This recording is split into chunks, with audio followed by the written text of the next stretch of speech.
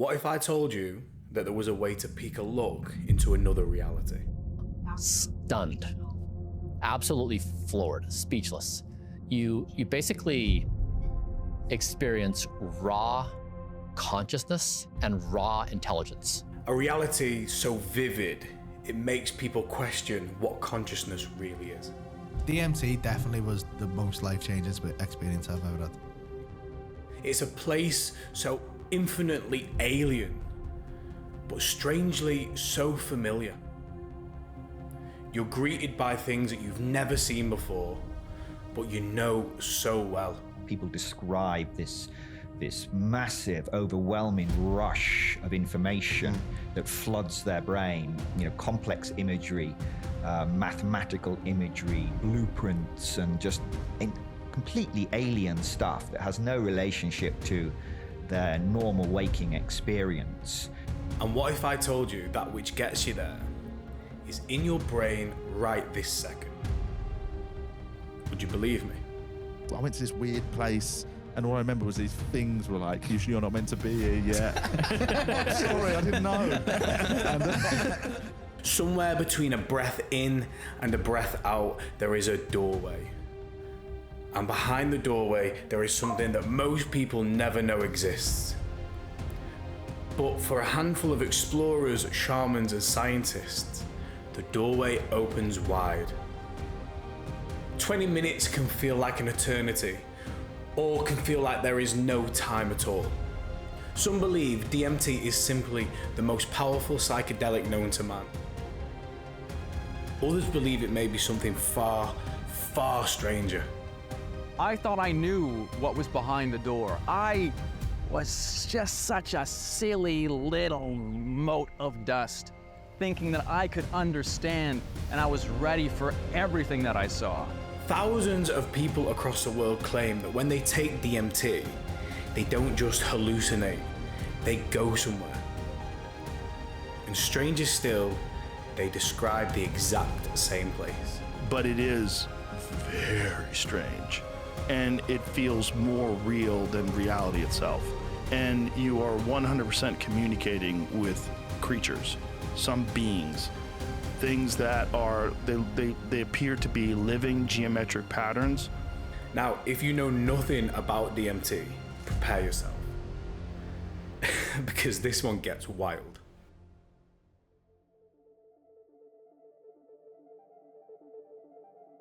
In 1931, Canadian chemist Richard Mansk synthesized DMT for the first time.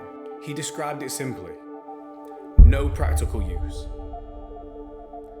So, completely unaware of what he had, Mansk allowed the compound to sit on a shelf for over 2 decades. Science began to identify the presence of DMT in plants and animal tissue in the 40s and 50s. But the real breakthrough came in 1956, when Hungarian psychiatrist Stephen Zara tested the molecule on volunteers. These 30 volunteers were made up from 29 of his colleagues and Zara himself. Zara wrote, "The subject's sense of reality is profoundly changed. The experience more real than the everyday world." DMT was no longer just a molecule. It was a doorway into an intense, altered state.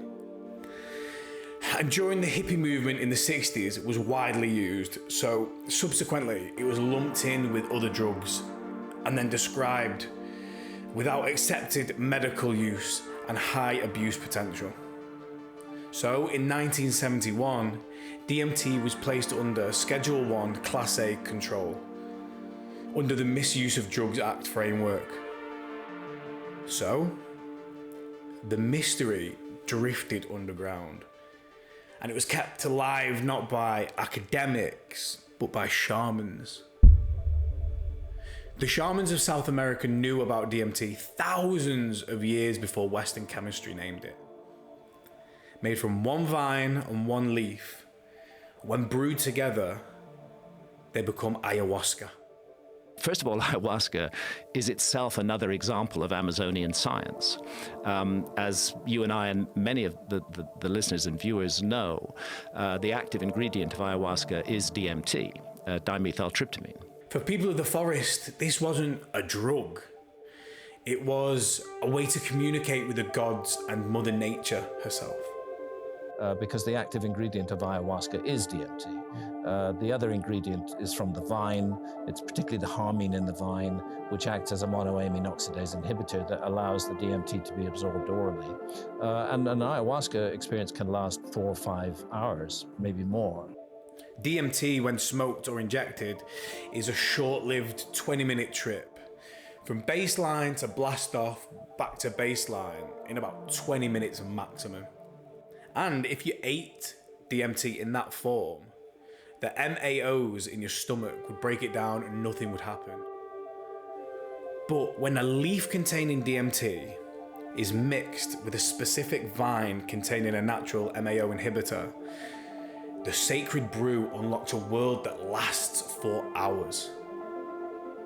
No one knows how these ancient practices started, but the indigenous tribes say that it was technology left by the gods. Now we have to remember, there are thousands and thousands of different plants across the Amazon and South America. So how they found the two, which combine so perfectly, is nothing short of a miracle. The question is, was it by pure chance? Because the odds are stacked against them.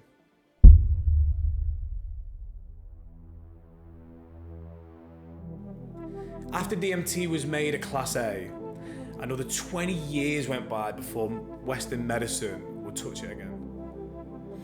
In the 1990s at the University of New Mexico, Dr. Rick Strassman conducted the first legal DMT trials in over 2 decades. It was 60 volunteers with controlled doses in over 400 sessions. And he did expect hallucinations, but what he got defied psychology. Yeah, I think a fair number of the volunteers were confused. They just didn't know how to explain it. In fact, they were kind of troubled by it. They felt they had entered into a whole different realm of reality that they didn't know was there, that seemed more real than real. And they didn't really have a context within which to understand it, to incorporate it. This led Strassman to write DMT, the Spirit Molecule, which relit the flame of a modern global fascination.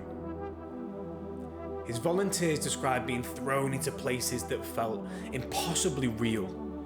Not just patterns or colours, but entire worlds, vast rooms with strange machines and impossible architecture, spaces that seemed alive. As much as I tried to interpret what people were experiencing as non-real, just the reality of it, the searing sense of solidity and just the truth of what they were experiencing, it made them really not want to swerve from attributing autonomous, independent existence to those things. Again and again, many came back saying the same thing. When in the DMT realm, they felt like they were not alone. This was echoed by modern psychonauts and explorers. The stories of temples made of light, insane geometric patterns. But the strangest, consistent thing, which was repeated despite of race or language or culture, was communication with sentient, intelligent beings.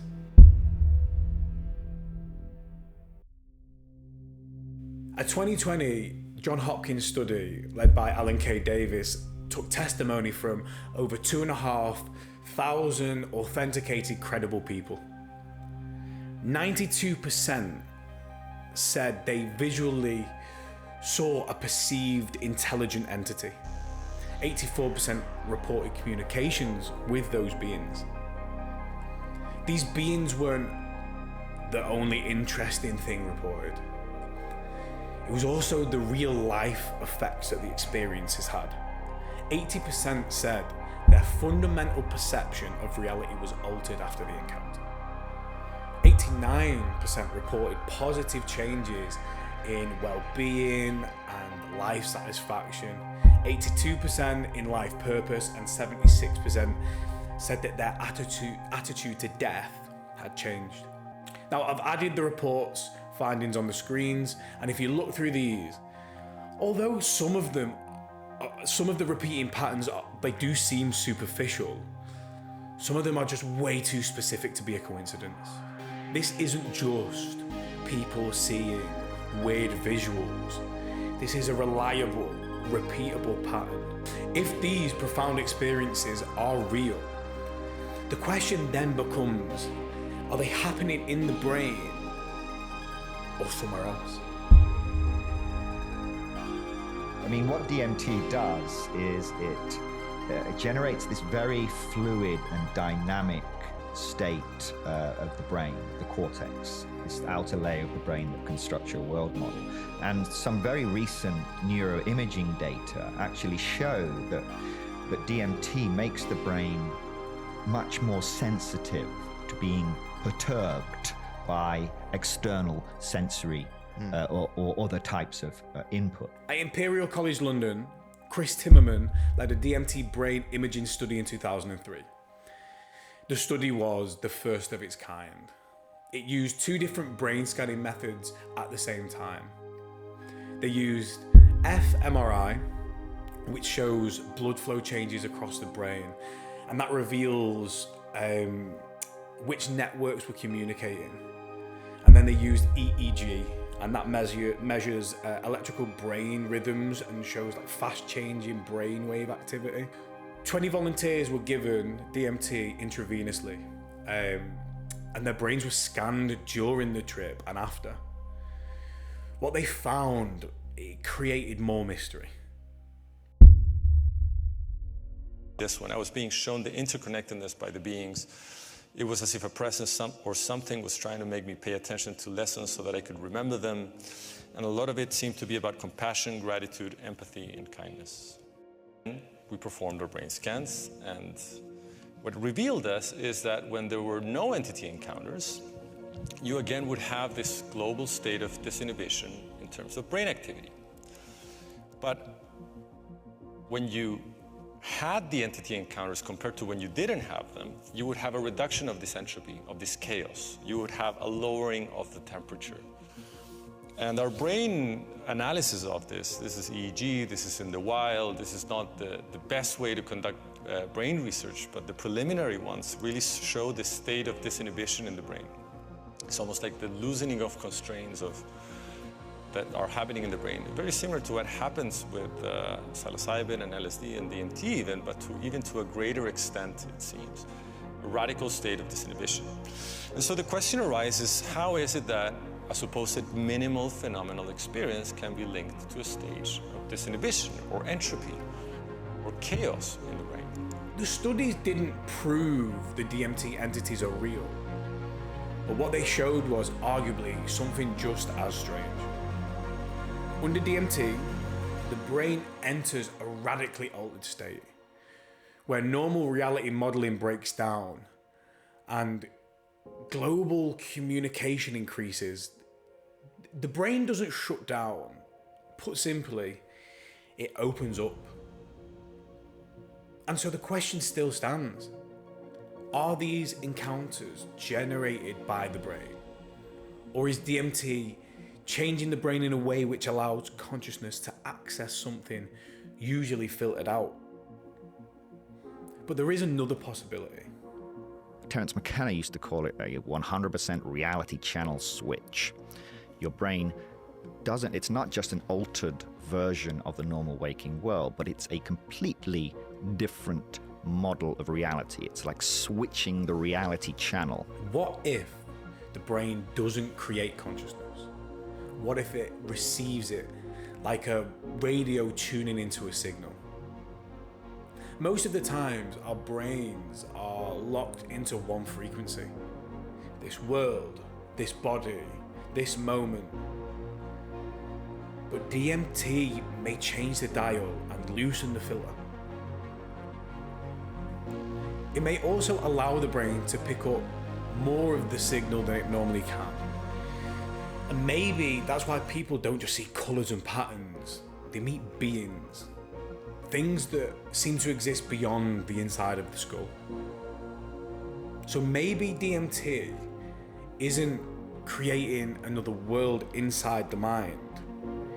Maybe it's letting the mind tune into a world that was already there, like a deeper frequency of consciousness that we are unable to hear. The only real way to know if this is a real space is to be in there long enough to map it out. And in 2025, that is exactly what DMTX did. You know, I wrote to Rick with the idea that this, the kind of the pharmacological peculiarities of DMT would make it amenable to this technique called target-controlled intravenous infusion, and we wrote this paper showing kind of really as a proof of principle that it should work and that you should be able to induce somebody into the DMT state and stabilize their brain DMT levels and hold them in the DMT state. What they're doing at these two universities, one in Britain, one in the US, what they're doing is they found a new technology, and I'll mention my colleague Andrew Gallimore, whereby it's possible to keep volunteers in the peak DMT state for as long as you want. Those volunteers are all coming back with reports of encounters with sentient others. When you introduce this molecule, dimethyltryptamine, into the brain suddenly starts constructing a world it never learned to construct. It's like the brain is speaking a language it never learned to speak, and doing so flawlessly. Andrew Gallimore and Rick Strassman had a crazy idea. Smoked or vaped, the DMT experience is massively short-lived. You blast off, a few minutes of peak experience, and then a fast return. What they proposed in 2016 solved the issue. They wanted to use medical infusion to keep DMT levels active for longer. And in 2025, they did it. So the idea is that this initial roller coaster entry phase, which is normally the extent of the DMT experience after the bolus injection, you can push past that, be able to fully orient themselves and remain stable within the state, which would then open up the space for more detailed exploration, to mapping, and perhaps even to experiments and that kind of thing. So when you're going in at very high doses in an extended state, I mean, one of the things that what I'm picking up from these intelligences, these entities, is they're like, oh God, not you again. You know, you're only here like 3 weeks ago. Like, what's going on? Like, you know, we'll still do the psychic surgery on you, but please be mindful. You know, we don't need to see you so often. It's a very moral space. I'm either in a space seeing these other realms, or I'm looking through a window, or I'm having a mirror onto my own life, which is kind of like, you're not doing so well, you know, and you need to live sharp. You know, you need to, if you don't act now and you die with the current state of affairs that you've got, death is not a place you want to be right now. DMTX has not proven that the entities are real, but it's changed the question. For years, the encounters were too short and too chaotic to study properly. Now, with controlled intravenous infusion, researchers can extend the DMT state. They can stabilize it, adjust it, and end it within minutes.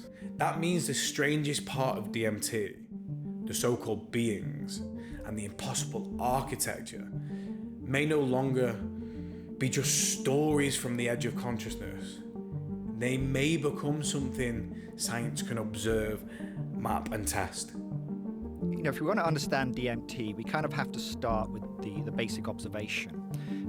You know, before you take DMT, you are experiencing a world, right? Whenever you're awake and conscious, you're experiencing a world, the normal waking world. This is the world that's kind of familiar to us. When you take DMT, that world is transformed. It disappears. It's obliterated, and it's replaced with one that is altogether stranger, shall we say. If, and it is a big if, the same beings and messages or structures begin to appear again and again under controlled conditions, then DMT may force science to confront one of its most uncomfortable questions. Is the mind creating these worlds? Or is consciousness capable of entering these places we don't yet understand?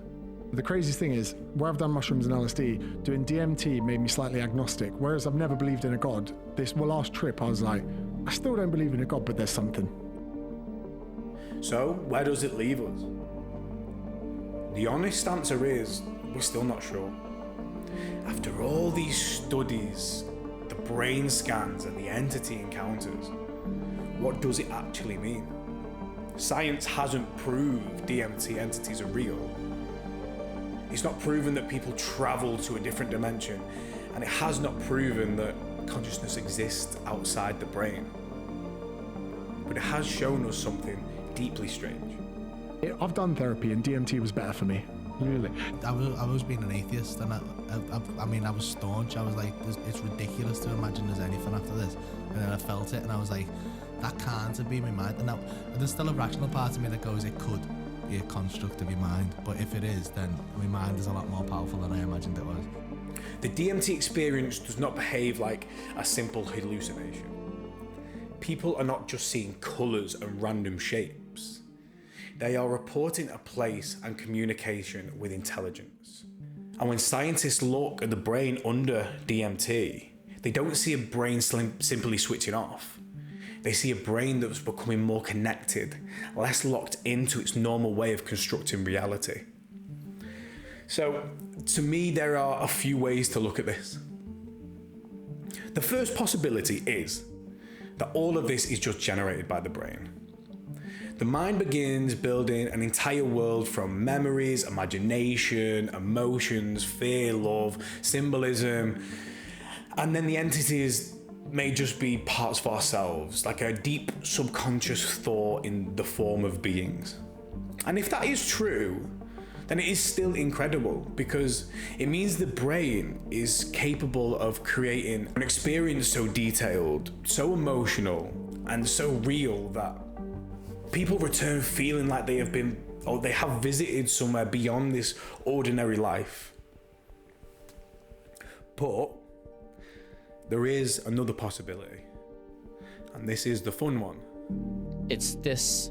So when I say these words, take these words that I convey to you, take that idea, multiply it by 1,000, and then move out infinite depth, infinite width and depth, and then dimensions. And like that gives you kind of like a rough map of like the size and space that you deal with.